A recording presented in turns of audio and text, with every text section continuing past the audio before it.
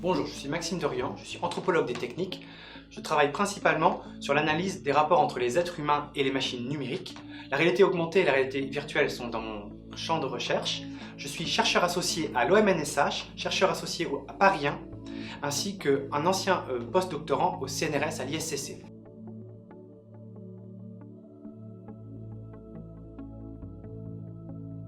Il faut un certain laps de temps entre une invention et sa démocratisation.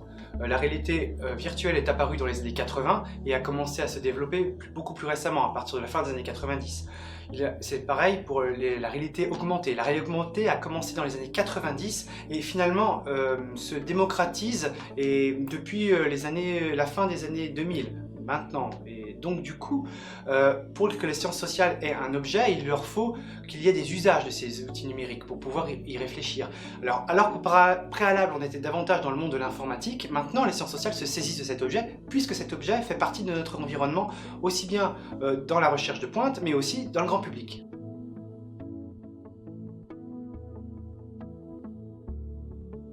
Alors pas vraiment, parce que je pense que la révolution du numérique est actuellement en cours et que la réalité augmentée, comme la réalité virtuelle, sont des éléments de cette mutation profonde de la société. Je parle dans mes livres de la société emmaillotée, de l'humain emmailloté par des systèmes numériques.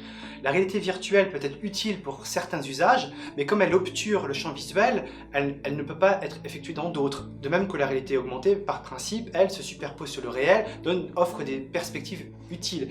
Mais globalement, s'il ne s'agit pas de révolution, il s'agit de prolongement en fait, d'une mutation en cours qui est le fait d'avoir des smartphones dans toutes nos poches, qui permet à énormément d'êtres humains de se connecter en temps réel, les uns aux autres, et ce qui était totalement inédit d'un point de vue anthropologique.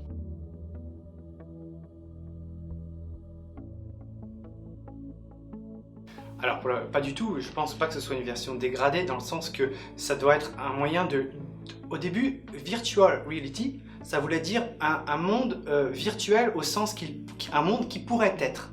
Donc ça sert à penser différemment le réel qui nous entoure. Alors bien sûr, on a une problématique de la question de la résolution ou de l'interface, mais ces choses vont être très rapidement dépassées. Et en fait, la réalité augmentée comme la réalité virtuelle peuvent nous aider à réfléchir sur comment notre réalité peut être envisagée.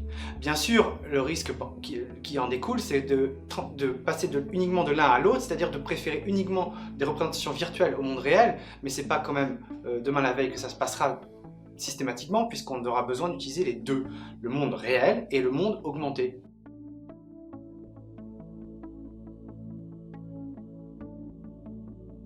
Je pense que c'est surtout chez des personnes qui ont des prédispositions psychiatriques, de type schizophrénie ou déjà des fragilités mentales, qu'il risque d'y avoir le plus de confusion, puisque dans ces cas-là, la réalité augmentée pourrait nourrir en fait leur pathologie. Mais dans le cas d'un usage raisonnable par des gens suffisamment éduqués et informés à ce propos, il ne devrait pas y avoir de problème.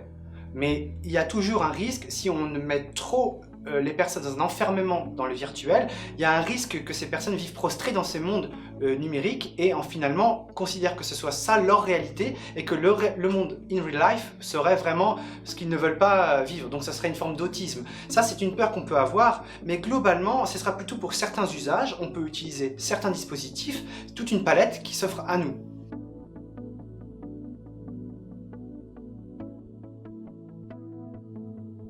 La réalité augmentée comme la réalité virtuelle sont en fait un moyen d'hybrider le monde numérique avec le monde réel qui nous entoure, physique. Donc du coup, dès le départ, on peut l'utiliser de manière didactique pour présenter des choses. Par exemple, la réalité virtuelle peut servir à des journalistes à présenter des situations par exemple de guerre. Comment ça se passe quand on vit dans une ville en guerre. C'est ce qui a été fait par exemple pour la Syrie.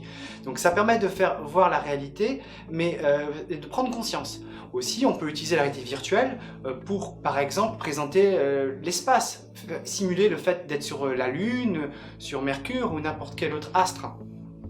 Par contre, en même temps, le fait de rendre visible de l'invisible ou faire la confusion entre les deux, ça risque parfois aussi d'ajouter trop d'informations sur le champ visuel. C'est par exemple ce qui peut être le cas avec la réalité augmentée. On peut être avec une espèce d'envahissement du champ visuel par des stimulations.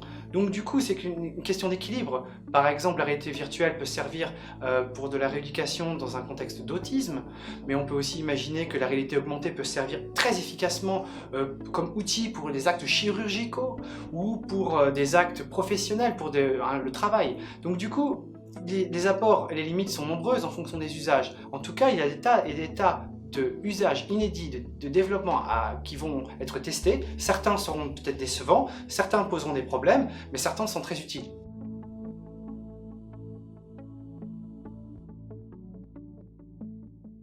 Il est difficile de savoir si c'est l'imaginaire qui nourrit la recherche et qui amène à la technoscience à produire des nouveaux outils, ou si c'est les débouchés de la technoscience qui nourrissent l'imaginaire. Le courant cyberpunk, par exemple, c'est typique. On ne sait pas trop si les travaux de William Gibson, neuromancien et autres livres de ce type, ont nourri l'imaginaire de chercheurs qui ont créé des outils qui correspondent à ce qu'ils avaient lu dans les romans, ou c'est Gibson qui avait pressenti des évolutions à venir. Je pense que c'est un lien de rétroaction entre les deux en fait, et ça va de pair avec des nouveaux usages, des nouveaux objets qui apparaissent, parfois des choses qu'on n'a pas prévues, comme le smartphone n'était pas du tout prévu dans les années 80, mais bon voilà, l'avenir est ouvert.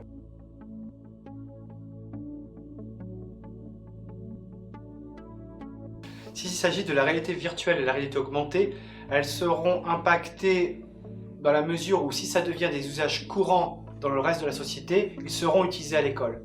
Mais l'outil numérique, avant tout, c'est un apprentissage global, qu'il s'agisse de la tablette, qu'il s'agisse de l'ordinateur, du smartphone. Il ne s'agit pas uniquement de mettre en présence des enfants avec des technologies pour dire que c'est bien, que c'est utile. Il faut avoir un vrai programme pédagogique et l'adapter à l'âge de l'enfant. Parfois, les priorités ne sont pas de savoir utiliser la réalité augmentée et la réalité virtuelle, peut-être surtout dans les premiers âges, pour des raisons déjà d'interface. La réalité virtuelle peut peut-être être mauvais pour le développement des yeux des plus jeunes enfants. Nintendo propose de ne pas utiliser la version 3D de la 3DS avant l'âge de 6 ou 7 ans. Donc, il y a des questions qui sont biologiques, puis aussi des questions comportementales. Peut-être qu'avant d'être trop à interagir avec un écran, les enfants ont peut-être des choses à faire sans écran. C'est avant tout une question de définir un programme pédagogique qui soit en adéquation avec les besoins de l'enfant, les besoins de la société, de faire quelque chose qui fasse qu'on exploite au mieux l'aspect réalité virtuelle ou l'aspect réalité augmentée. Ainsi, comme je l'ai dit plus haut, la réalité virtuelle peut servir à voir des choses qu'on ne peut pas voir en classe, par exemple pour un élève, de voir des endroits distants de l'univers pour se les représenter, pour avoir même une idée des distances cosmiques ou des choses qui sont très difficiles à évaluer. Ça peut être très facilement fait grâce à l'imagerie virtuelle. L'augmenté, ça permet par exemple, de la réalité augmentée permettrait de voir des bâtiments, de voir des œuvres muséales avec des informations qui se surajoutent, un petit peu comme des émissions que je faisais autrefois à la télévision. Bon, ça c'est des usages qui sont très intéressants, et ensuite la pédagogie en fait peut utiliser ces nouveaux supports. Il ne s'agit pas bien sûr de remplacer intégralement le livre, intégralement l'audio, intégralement, etc. C'est des choses qui vont s'ajouter pour un professeur, pour un enseignant, de pouvoir avoir un choix et de se dire que ça c'est adapté parce que c'est plus ludique, pour quelque chose qui peut être un peu plus difficile à appréhender, parce que c'est plus visuel. Parfois peut-être simplement utiliser le texte est bien plus pratique. Il ne s'agit pas d'avoir un engouement et de tout faire en réalité augmentée ou tout en réalité virtuelle, mais d'avoir un panel de possibilités pour sa pédagogie.